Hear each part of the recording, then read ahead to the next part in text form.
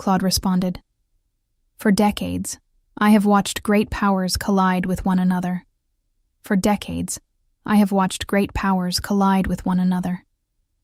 And what we are witnessing today in the Middle East and in the broader rivalry between the United States and China troubles me deeply as a classical conservative, as a constitutionalist, and as someone who has devoted his entire life to the rigorous analysis of power and its consequences. The war that erupted on February 28th against Iran is not simply a regional conflict. It is a symptom of an American leadership that has lost the thread of prudence, of coherent strategy, and of respect for the limits that history imposes on those who hold power. Before we go further, I want to ask you to subscribe to this YouTube channel if you have not already done so. Your subscription is what allows conversations of this depth and seriousness to reach more people around the world. Tell me in the comments where you are watching from today. I genuinely want to know what city or country has brought you to this discussion. And if you find this analysis worthwhile, please give it a like and share it with someone who needs to hear it. Now, let us get to the substance of the matter. The first thing that must be said plainly is this. The war launched by the American administration on February 28th against Iran is, by any serious standard of international law and strategic wisdom, a war of aggression. Iran, for its part, is waging a war of resistance, fighting to defend its sovereignty and its territorial integrity. The rhetoric we have heard about destroying Iran and blowing it back to the Stone Age is not merely verbal excess. It is a declaration that should chill the blood of anyone who understands what it means to threaten a civilization 6,000 years in the making. I have studied American power for decades. I have defended the leadership of the United States in the world when that leadership was anchored in recognizable principles, in law, in moral coherence. But what I observe now strikes me as profoundly alien to that tradition. The current administration does not appear to know with any clarity what it wishes to achieve in Iran. It has no defined objective. It has no recognizable pathway toward any strategic goal. And that absence of purpose is not a minor weakness. It is a catastrophe in the making. The president appeared genuinely surprised when Iran closed the Strait of Hormuz. That surprise is itself revealing. If one decides to launch a war against a sovereign nation, one cannot be surprised when that nation employs every available instrument of self-defense. The closure of the Strait of Hormuz was a predictable, foreseeable, almost inevitable consequence. The fact that it was not anticipated tells us everything we need to know about the depth of strategic thinking that guides this war. The greatest certainty we have today in the international arena is uncertainty itself. The greatest constant in American foreign policy at this moment is its own unpredictability. And that is not a negotiating strength. It is a genuine danger, because allies cannot plan, adversaries cannot calculate, and the entire world is held hostage to decisions that appear to be made without the weight of deliberation that history demands. It is wholly irresponsible to take the entire world hostage in this fashion through an armed offensive against a sovereign state and a full member of the United Nations, the American naval. Blockade in the Strait of Hormuz is something genuinely unusual in modern history. We are not looking at a calibrated instrument of pressure. We are looking at an action that drives up the price of oil, provokes energy crises, inflicts pain on the American citizenry itself, and generates economic consequences whose full dimensions will take months to become visible. If this war does not end soon, the result will be a financial crisis of historic proportions. I have written about economic crises for decades, and I recognize their precursors. We are watching them unfold right now with unsettling clarity. It is the responsibility of any government that is honest with its citizens to recognize when it has taken the wrong road. This war bears every symptom of that historic error, and the time available to correct it is running out. Let us turn now to China, because it is impossible to understand the full dimension of this geopolitical moment without examining the role of Beijing. From the very first day of the conflict, China condemned the war and called for de-escalation. That position has been consistent across weeks of fighting. It has not wavered. China has a clear and declared policy. It does not supply weapons to any country engaged in active warfare. That is a line that has not moved, regardless of the pressures or accusations arriving from Washington. There has been considerable speculation about Chinese assistance to Iran. I have read those speculations with the skepticism that any claim unsupported by solid evidence deserves. The commercial satellite services that China provides to Iran were contracted long before this war began. to argue that those pre-existing commercial agreements must be canceled because Washington decided to initiate an armed conflict is to indulge a fantasy that cannot survive the most elementary legal or logical scrutiny.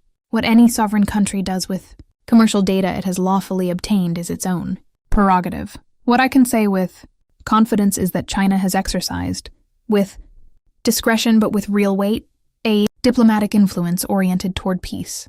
The President of the United States himself publicly acknowledged China's role when he announced the 2-week ceasefire, thanking Beijing for its contribution in bringing Iran to the negotiating table. That is not a minor detail. That is diplomacy functioning, even if quietly and without seeking the spotlight.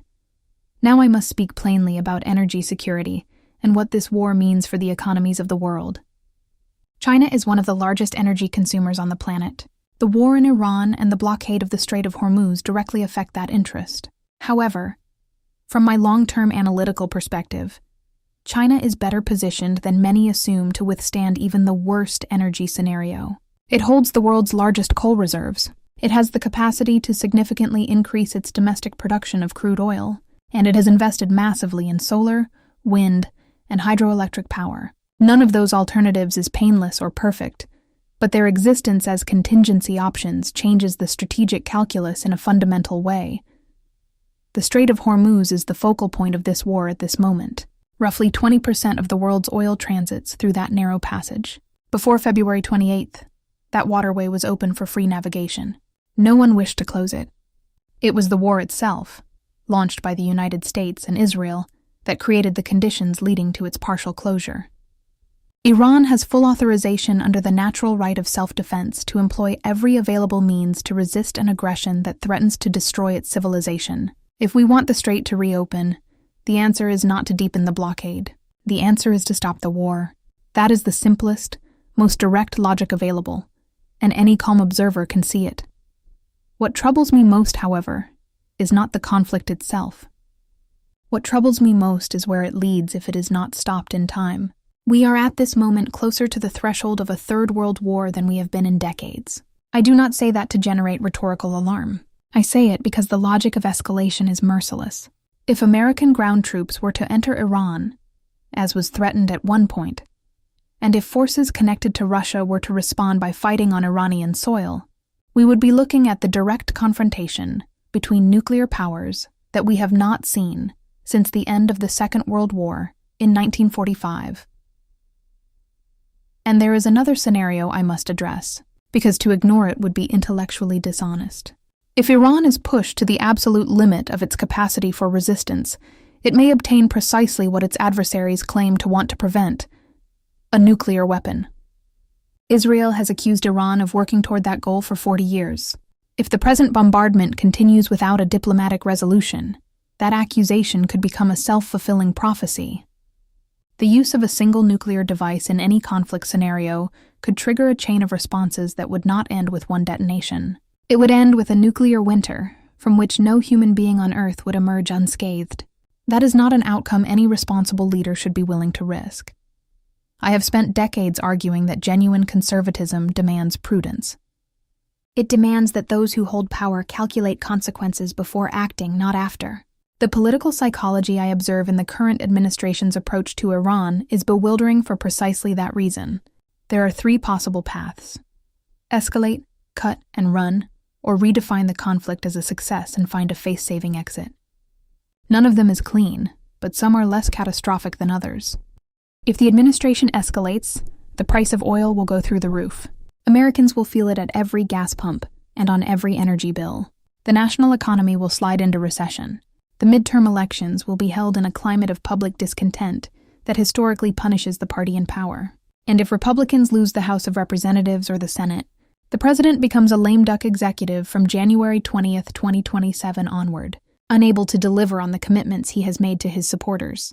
If the administration does not escalate, the image of American invincibility in the Middle East is damaged in ways that will prove durable.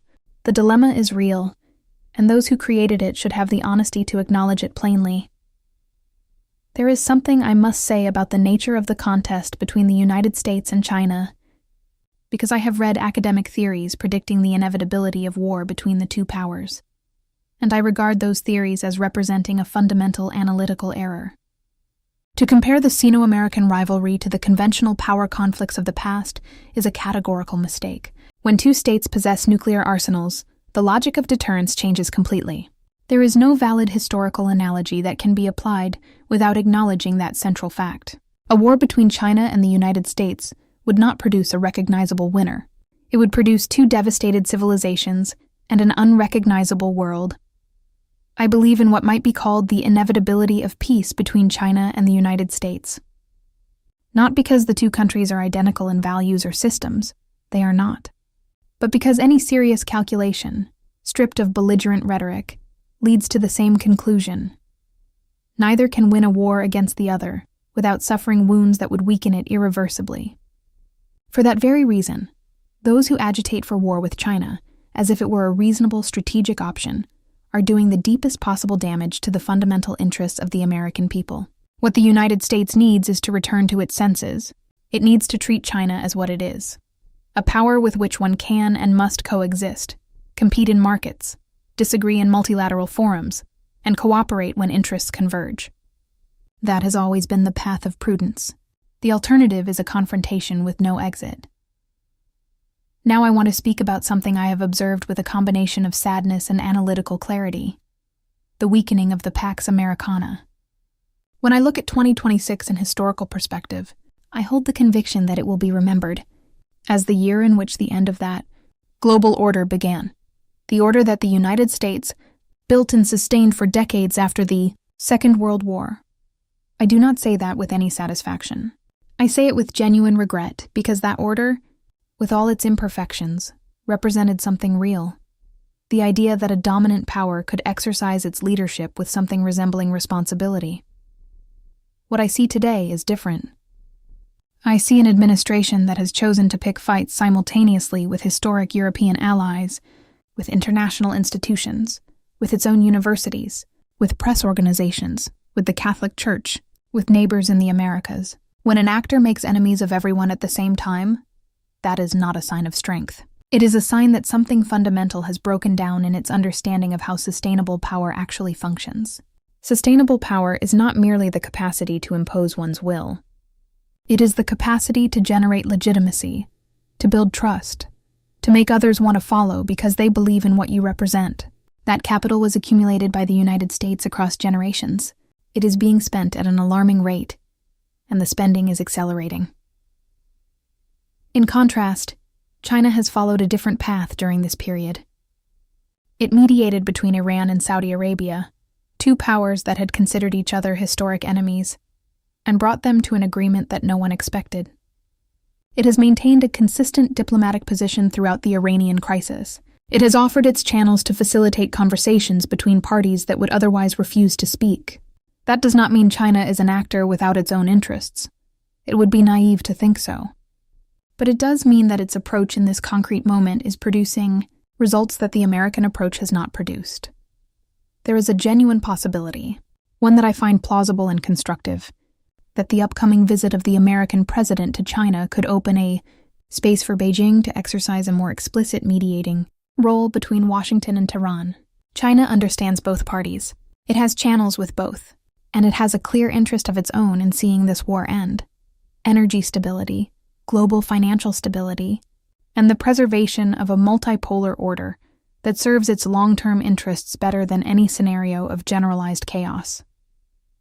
Any peace agreement that emerges from this conflict will not be perfect for either side. That is the nature of diplomacy. Both parties will have to concede something, but an imperfect agreement that stops the killing and opens the possibility of a different relationship between the United States and Iran would be infinitely superior to the continuation of a war without a clear horizon. I want to speak also about the civilizational dimension of what is at stake, because I believe it is underestimated far too often. Iran is a civilization 6,000 years old. China is a civilization of 5,000 years or more. These are not nations born yesterday. They carry long memories, deep identities, and a capacity for resilience that cannot be measured in weeks or in annual military budgets. When someone threatens to destroy a millennial civilization, they are not merely making a military declaration.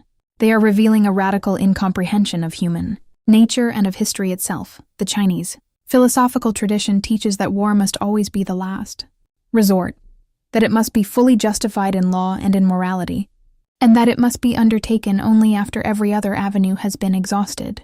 That is not weakness. That is wisdom accumulated over millennia.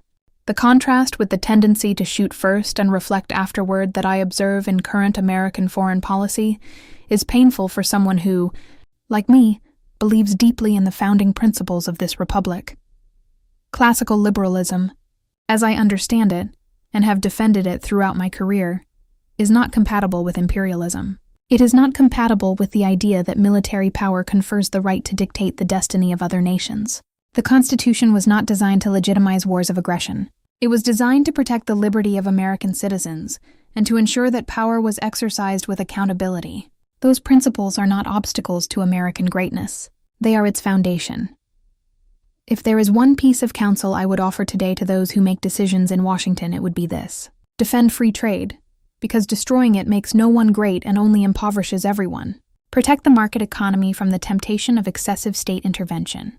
Respect institutions of learning, because a republic that humiliates its own universities is digging its own intellectual grave. Treat all nations of the world, large and small, with the dignity that any sovereign state deserves. And abandon once and for all the illusion that imperialism, in any of its modern forms, can produce lasting results. It cannot. History demonstrates this without exception. The world needs stability today. It needs leadership grounded in recognizable principles, not in improvisation. It needs a United States that acts with the sobriety and intellectual rigor that its own founders considered indispensable to the survival of the Republic. That is not an unattainable ideal. It is simply the application of what we already know works. The war in Iran must end. Dialogue between the great powers must be restored. And the United States must find its way back to that understanding of itself that made it, in the finest moments of its history, not only powerful, but worthy of that power. That is the task before us, and it begins with the honesty to see the situation as it truly is, without the filters of political convenience or the distortions of pride poorly understood.